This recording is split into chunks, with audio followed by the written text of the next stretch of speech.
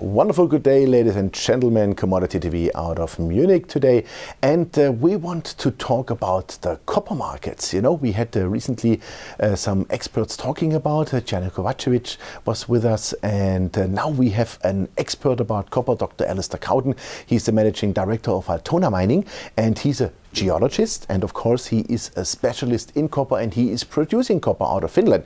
So we want to talk about the copper market in general, but also about supply, demand, geology, and what's going on with the price movements. So Alistair, thanks for taking the time. You're welcome, Jochen. First of all, give us a short overview about the copper market this year. What's going on in the markets? Well, probably the way to start with copper is essentially a proxy for the world economy.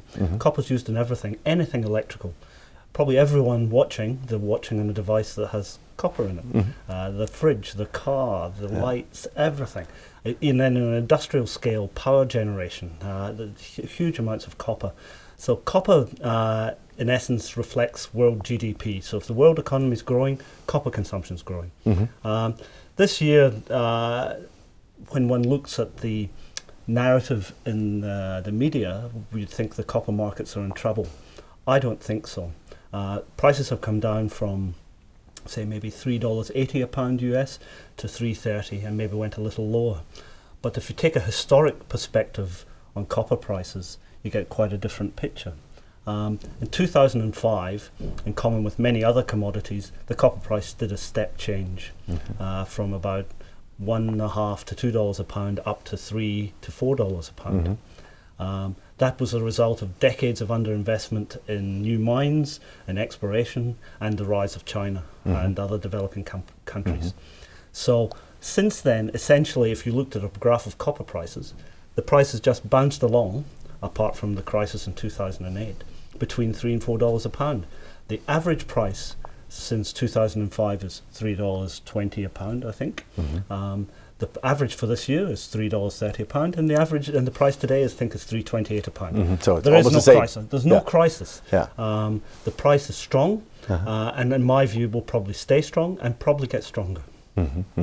So this leads me immediately to supply demand. What is the world today? Because I can remember some numbers from the International Copper Study Group. Difficult word.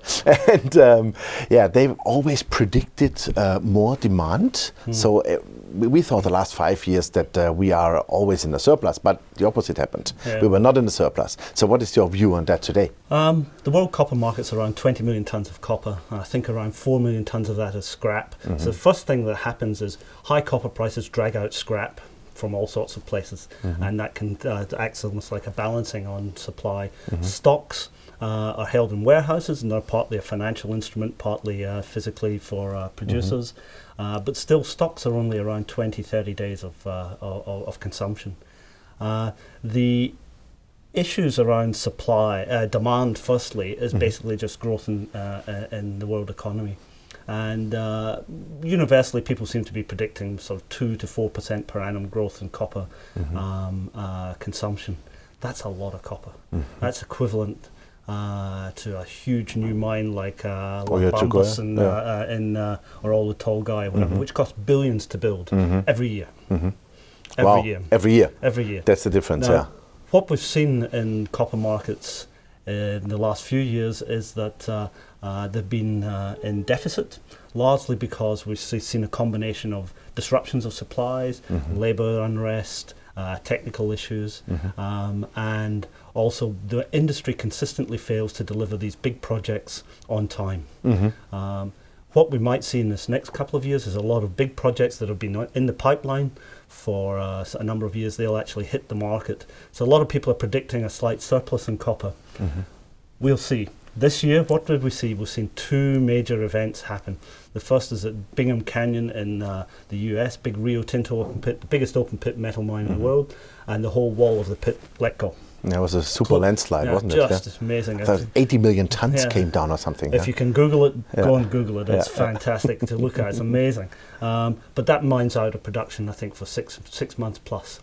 We recently saw a tragedy in Grasberg and Irian Jaya, Indonesia, and New Guinea, and where a tunnel collapsed. and a whole bunch of people were killed, and that's been out of production. These kinds of unforeseen events happen every year, and you'll see analysts actually plan for disruptions, but all you need is an extra disruption and suddenly the market's in balance or in deficit. And we've already seen this year two very major events that no one foresaw, which has probably brought the market back to close to balance. Okay, I see. Yeah, so coming to the geology, I read that the grades are going down and down and down worldwide. What is your view on that? The geology of copper is quite interesting. It's different from other commodities. For example, bulk commodities like iron ore and coal, the key to production growth there is infrastructure. It's not geology. There's just heaps of iron ore and coal in the world. It's everywhere, and some good quality, some bad, but basically you solve it by money, and often it's Chinese money. Copper's not like that. There's really only one mega mine, that's Escondida in South America. That's a BHP Rio Tinto mine, huge. It does. They just invested, forgotten the number of billions, but many, many billions of dollars to get the production back to where it started some time ago. There are no big mines left. These new ones, like Altona, it's not that big compared to what we've had in the past. The other thing about these mines is the grades are generally lower. They're often deeper. The ores are harder or more complex, so that's reflected in cost, both capital. The higher cost, of course, right? Both capital cost and operating costs. Yes. So the assets are not as good as they once were. And we see that in other commodities such as gold. You know, a lot of the easy ones have gone. And now we're left now with its lower grade, harder, and more difficult. And often, again, with copper, in difficult jurisdictions, the Congo and so forth. And we're seeing the rise of resource nationalism and different countries putting extra taxes on different commodities. For example, in the Congo recently, there was a decree that all ore must be processed inside the country. Big problem, there's nowhere to process it, to smelt it. So what will actually happen, who knows? But that's the kind of risk that you face in many of these assets. So not just geology, but where the geology is part of that. The other thing that doesn't get much publicity, you hear lots about new mines.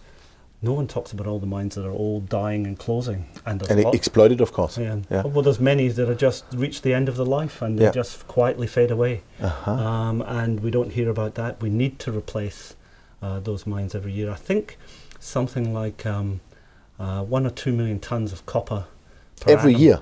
That sort of order. That's 5 to 10% of world production. It's from declining existing mines or closing existing mines. I didn't know that. So the mines in Chile, for example, Chile's been dominated world copper supply for many years, but the mines are all now getting old and more difficult. Many of those new mines, to get water, they actually pump it up from the Pacific Ocean over the Andes, down the other side, to get water to use in processing. Jesus, that's expensive. It is. So this leads me to my last question, prices. Because we read now in the newspapers, resource commodities boom is over, the market is dying, it makes no sense. But if I hear what you are saying, I think the prices can't fall, because when they fall further down, it makes no sense to produce, because the costs are getting higher and higher. It's very interesting. I think the financial world is beginning to understand that.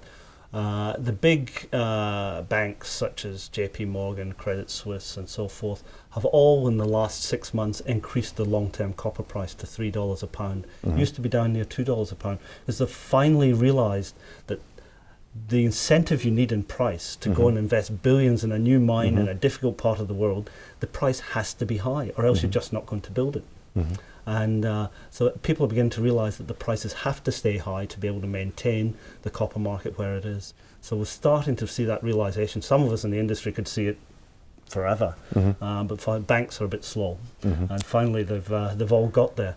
We need good prices to be able to have good mines. If we don't have good prices, the supply will falter and the price will bounce back. We've seen that cycle many, many times.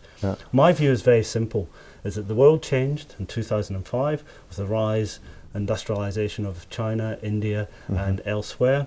And that's reflected in the copper intensity in their economies. The more advanced an economy becomes, I think the per capita consumption of copper in Germany would be something like 5 times what it is in China. China will get there, or maybe not all the way there, but get there. Yeah, slowly but surely, I would say. It's a lot of copper. Yeah. That process is not going to change. Yeah. The hard thing is knowing exactly what price predictions can do, but what I think you can say is the momentum is there for strong commodity prices in the future. The challenge is for a quality resource industry that can manage its costs and make money out of them. I think during the boom, perhaps we've all got a little bit lazy.